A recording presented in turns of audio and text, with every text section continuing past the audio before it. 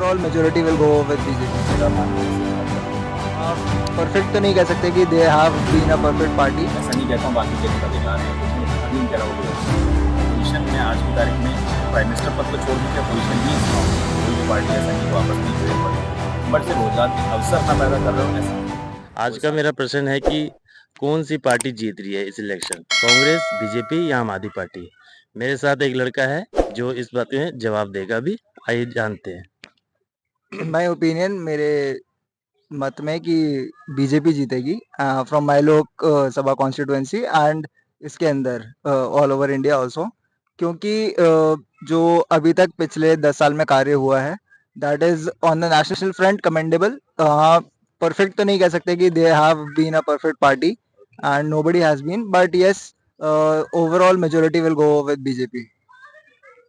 जितना चाहते हैं।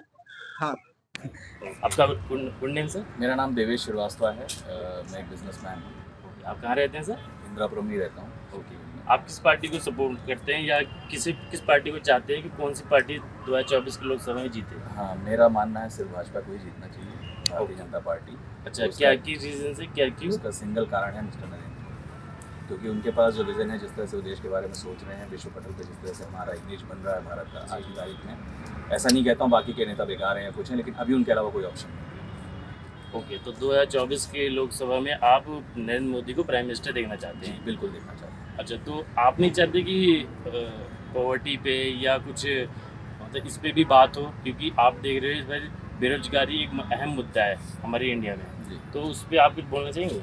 उस पर सिर्फ सिंपल सा इतना कहना है कि नरेंद्र मोदी जी के आने के बाद जितने स्टार्टअप्स यहाँ पर बने हैं और 100 से ज़्यादा यूनिकॉर्न बने हैं, दैट मीन्स देखिए इतनी बड़ी पॉपुलेशन है, हिंदुस्तान इतना बड़ा, सबके लिए नौकरी पैदा करना पॉसिबल नहीं है। टेक्निकली अगर वो पढ़ा लिखा आदमी है तो वो सोच पाएगा इतने लोगों को नौकरी देना, और यूथ सबसे ज़्यादा है इंडिया, बट वो रोजगार के अवसर ना पैदा कर रहे हो ऐसा है।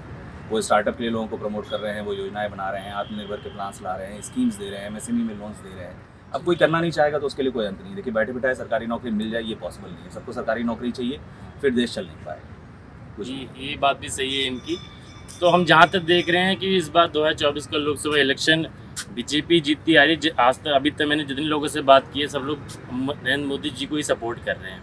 क्या मैं एक क्वेश्चन और पूछना चाहूँ, क्या अपोजिशन स्ट्रांग नहीं होना चाहिए? इस समय देश का दुर्भाग्य यही है, यहीं पर मैं भारतीय जनता पार्टी या जो भी सरकार आ रही है उसके बारे में सोचता हूँ कि कहीं ना कहीं अगर अपोजिशन स्ट्रांग नहीं होगा तो डिक्टेटरशिप वाले हालात मौजूद हो जाते हैं। वो कोई चाहे ना चाहे अपने आप होने लगता है। तो अपोजिशन में आज की तारीख में प्राइम मिनिस्टर पद तो छोड़ दीजिए, अपोजिशन ही स्ट्रांग नहीं है। कोई भी पार्टी ऐसा नहीं है, वो आपस में ही भिड़े पड़े हैं, उनको सिर्फ सत्ता दिखाई दे रही है। वो ये नहीं देख रहे हैं कि एक विपक्ष अगर मजबूत होगा तो सरकार को सही से काम करने के लिए मजबूर कर पाएंगे। तो कुछ गलतियाँ सरकार से हो रही हैं, वो शायद इसीलिए हो रही हैं जो अपोजिशन स्ट्रांग नहीं है। आज के लिए इतना ही। नमस्कार, थैंक यू।